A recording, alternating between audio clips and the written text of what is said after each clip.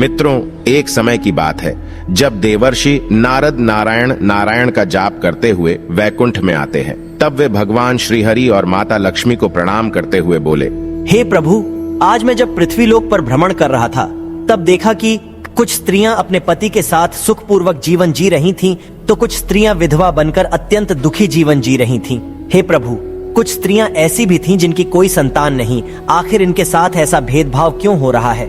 मैं जानना चाहता हूं कि कौन सी स्त्री के भाग्य में पुत्र नहीं होता है, किस पाप के कारण स्त्रियां विधवा होती है तथा कौन सा श्रृंगार करने से स्त्री को स्वर्ग की प्राप्ति होती है। कृपा करें और इस भक्त की दुविधा को दूर करें। तब भगवान श्रीहरि कहते हैं, हे नारद, आपने समस्त मानव जाति के कल्याण हेतु महत्वपूर्ण प्रश्न किए हैं, किंतु एक स्त्री के मन को समझ पाना किसी के भी बस की बात नहीं है। आपको इस प्रश्नों के योग्य उत्तर देवी लक्ष्मी ही दे सकती है। हे लक्ष्मी, मैं आपसे निवेदन करता हूं, आप हमारे परम भक्त देवर्षि नारद की जिज्ञासा को शांत कीजिए और उनका मार्गदर्शन कीजिए।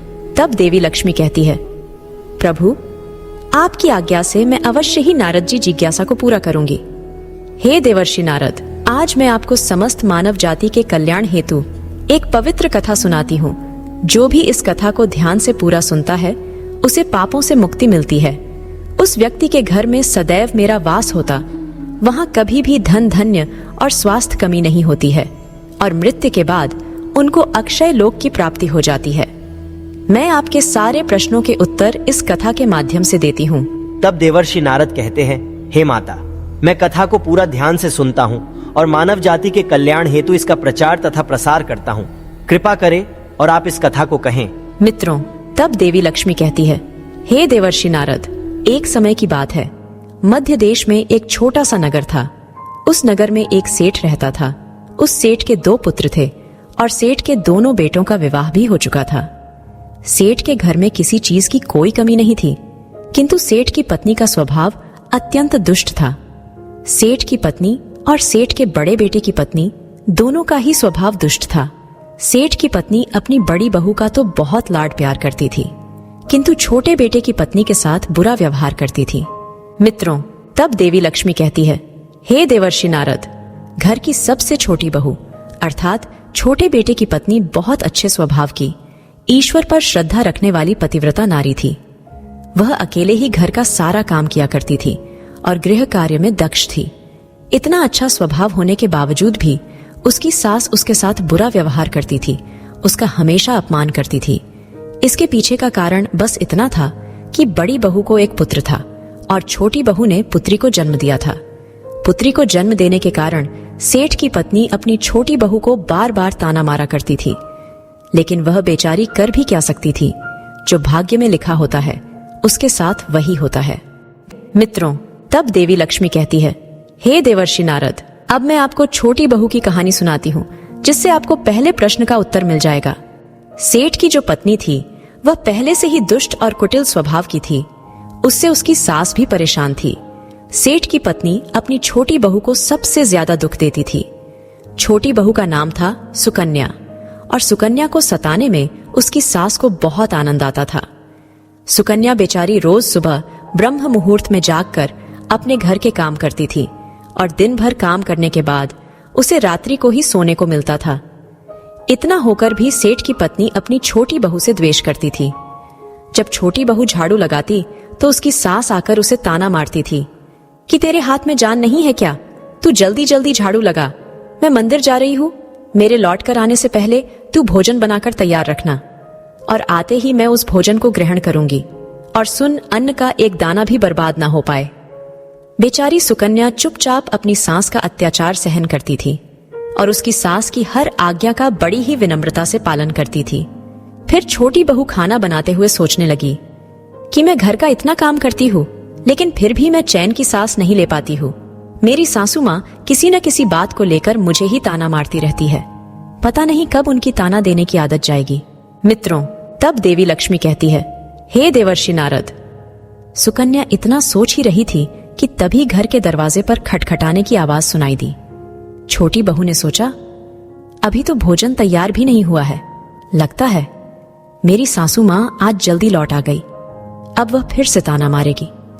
तब सुकन्या ने दरवाजा खोला तो उसने देखा कि द्वार पर एक सन्यासी खड़ा हुआ है। वह सन्यासी सुकन्या से कहने लगा, बेटा सदा सुहागिन रहो, तुम इस सन्यासी के लिए कुछ भोजन का दान करो। हे पुत्री, मुझे बड़ी भूख लगी है। तब सुकन्या ने सोचा, अगर मैं इस सन्यासी को भोजन करा दूं और इतने में मेरी सास आ गई तो मेरी खैर नहीं। कुछ देर तक विचार करने के बाद सुकन्या ने सोचा, यदि मैं सासू मां के ताने के डर से इस सन्यासी को भोजन नहीं कराऊंगी तो मुझे महापाप लगेगा, मेरा सारा पुण्य नष्ट हो जाएगा। इतना सोचकर सुकन्या ने उस सन्यासी को घर के अंदर बुला लिया।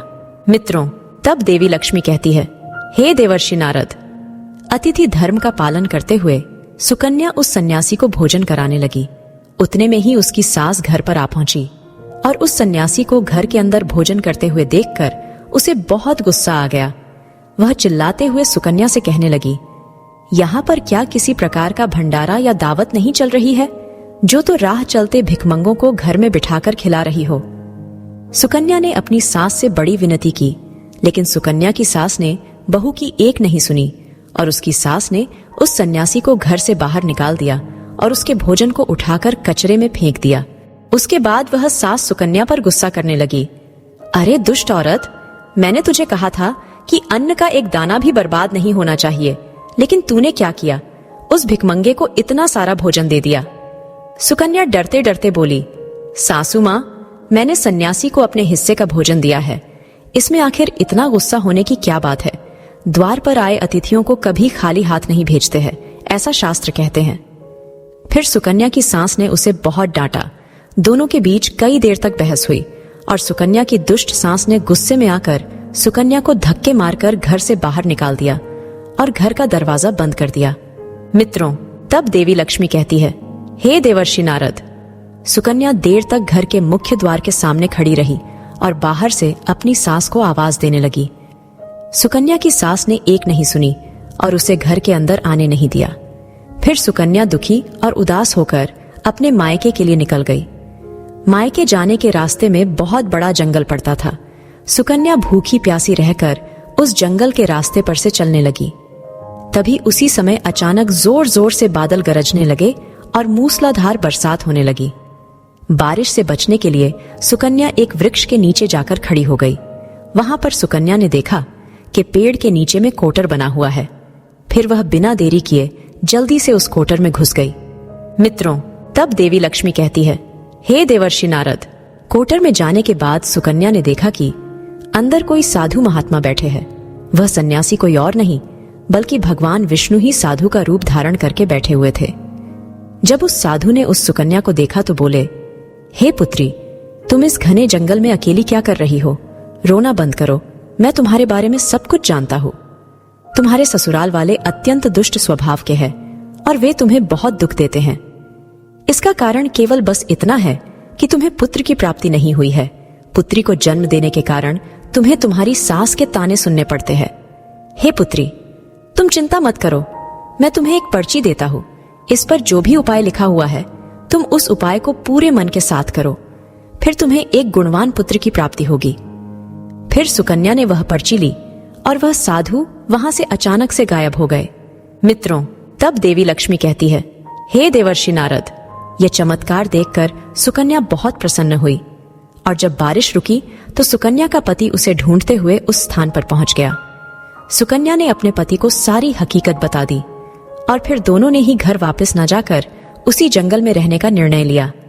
वहीं पर रहते हुए एक दिन सुकन्या के मन में पुत्र प्राप्ति का ख्याल आया और वह मन ही मन सोचने लगी कि यदि मेरा भी कोई पुत्र होता तो आज ससुराल में मुझे बहुत ज्यादा इज्जत मिलती।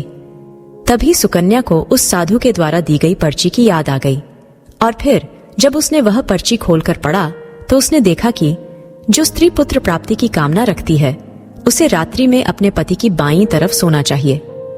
ऐसा करने से कुछ समय बाद में बाईं करवट लेटने से नाक का दाहिना स्वर और दाहिनी करवट लेने से नाक का बायां स्वर चालू हो जाता है।